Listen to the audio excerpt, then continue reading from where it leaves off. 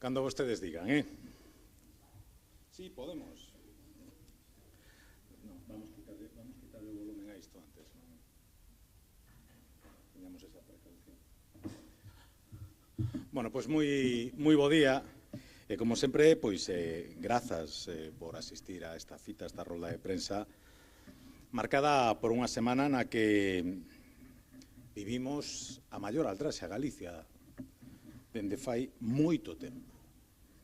Porque só así se pode cualificar o acordo para a transferencia da P9 aprobado o pasado martes no Congreso. Un acordo que modifica e desvirtúa por completo o texto aprobado na Cámara Galega e que dinamita a unanimidade acadada por todos os grupos políticos. E o máis grave de todo é que esta aldraxe, a Galicia, foi bendecida por dous galegos.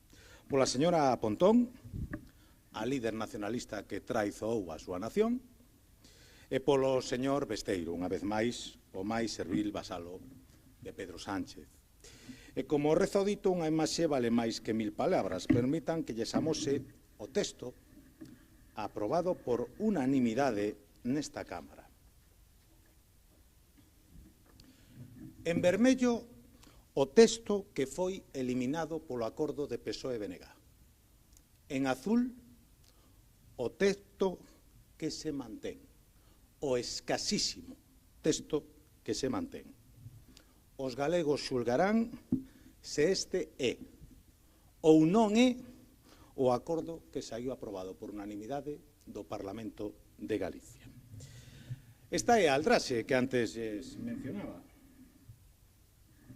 Este é o pacto entre traidores co que PSOE e BNG pretenden que Galicia pague máis para que Pedro Sánchez aforre unha vez máis a costa do peto dos galegos.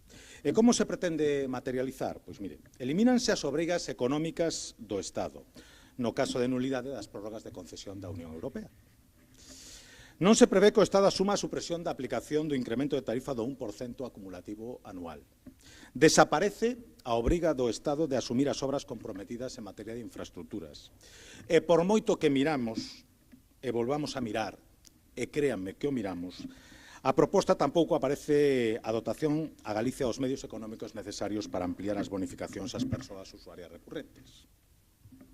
A señora Pontón e o señor Besteiro están tardando en dar explicacións de por que eliminan ou cambian as disposicións que inclúen obrigas económicas e financeiras do Estado.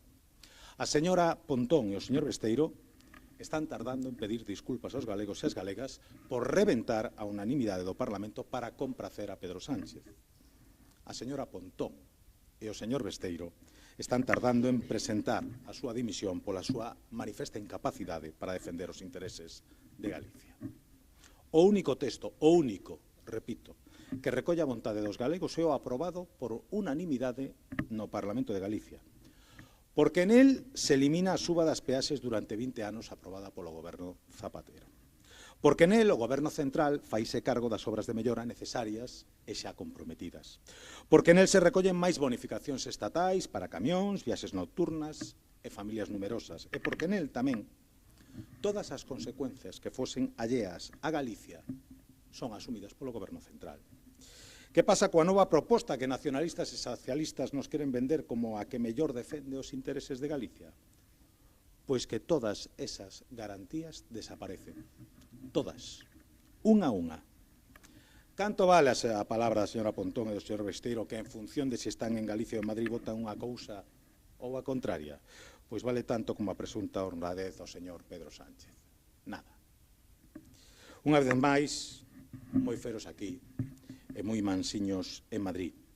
E por iso vimos de presentar unha nova iniciativa no Parlamento para retornar á posición común de país que nunca se debeu romper. Para que se respete literalmente o aprobado por unanimidade en Galicia. Para que non implique para Galicia a asunción de cargas económicas, débedas ou compensacións derivadas de decisións adoptadas previamente polos distintos gobernos estatais. Para que se garanta que as bonificacións actualmente vixentes continúan sendo financiadas polo Estado. Para que non se supedite o alcance efectivo da transferencia a futuras negociacións bilaterais na Comisión Mixta de Transferencias que poidan desvirtuar ou limitar o mandato aprobado polo Parlamento de Galicia. para que se recoñeza a plena capacidade da Xunta para a xestión integral da infraestructura, incluindo a planificación, a explotación, a conservación e a definición da política tarifaria da autoestrada. Dito todo isto, é fundamental que esta transferencia veña acompañada dos recursos económicos imprescindibles para a súa xestión e para manter todos os compromisos adquiridos ata agora. Imos darlle unha nova oportunidade, pero o que está claro é que tanto nacionalistas como socialistas prefiren pregarse aos intereses de Pedro Sánchez antes que aliñarse cos intereses de Galicia. E custa de entender, con todo o que estamos vendo esta semana, custa entender que alguén considere unha boa idea aliñarse con Pedro Sánchez. Dende a miña última rolda de prensa nesta sala, coñecemos a imputación do expresidente Zapatero. A UCO allanou a sede do Partido Socialista en Ferraz. O xuíz requiriu a presencia inexcusable no xulgado da muller do presidente do goberno. E vimos tamén o seu irmán sentado no banquillo dos acusados. E a resposta do goberno ante todo isto foi o insulto e a descualificación. Na España de Pedro Sánchez, o goberno protexe a presuntos delincuentes e acusa aos que perseguen o delito, e eu quero deixalo ben claro.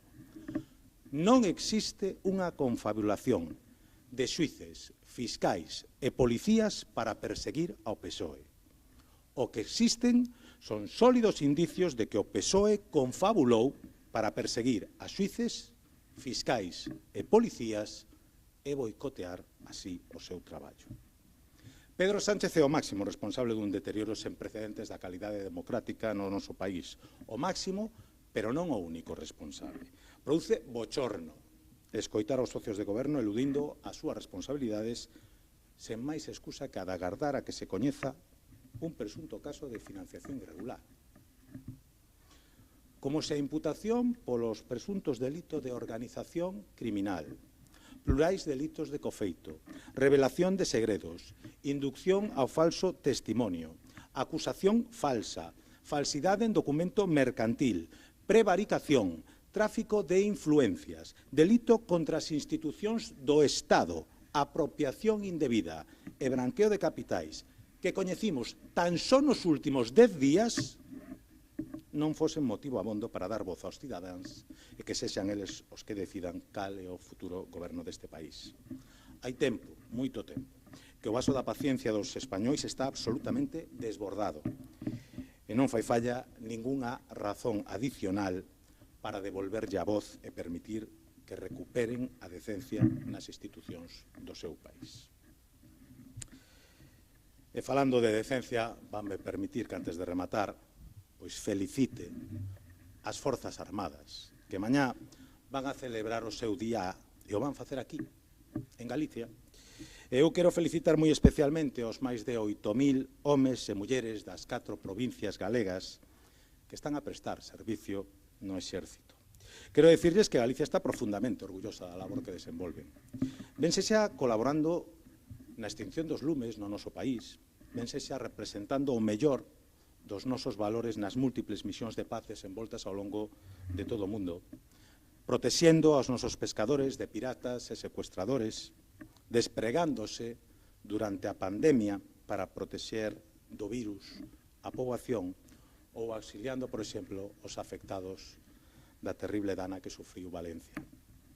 Estamos moi orgullosos deles. Eu agardo que, aproveitando os actos conmemorativos que van ter lugar en Galicia, todos os grupos desta Cámara aproveiten para recoñecer o destacado labor que desenvolven as nosas Forzas Armadas. Dende logo, eu creo que o teñen máis que merecido. E pola miña banda, máis nada, quedo a súa disposición para calquera aclaración ou pregunta sobre este ou calquera outro tema.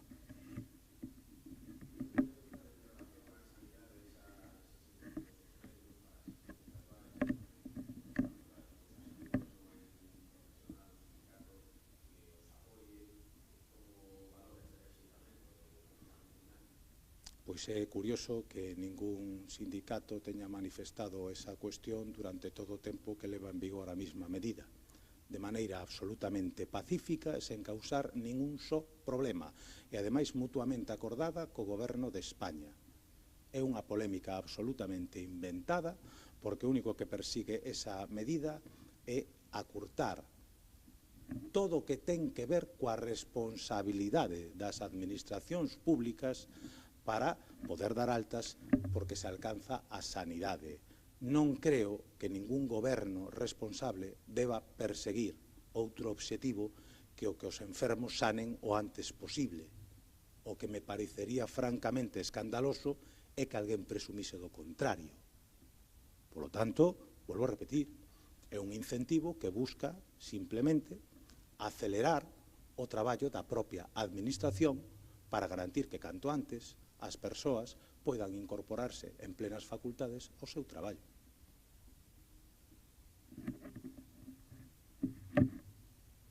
¿Algún? Sí, perdón.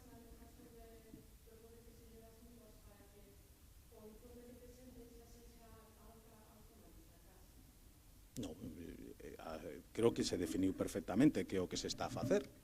Simplemente intentamos alixeirar esa carga burocrática e, polo tanto, tamén permitir que as propias mutualidades fagan o traballo que lle corresponde e, en caso de que haya unha mínima disonancia ou de que se cree un mínimo problema, pois, evidentemente, a última palabra vai ter sempre os responsables da sanidade pública para garantir o que lles estaba dicindo, que se está facendo todo o posible para que un traballador que está nunha situación de incapacidade sane o antes posible para poder incorporarse ao seu traballo. Me parece unha moi loable medida e un moi loable obxectivo.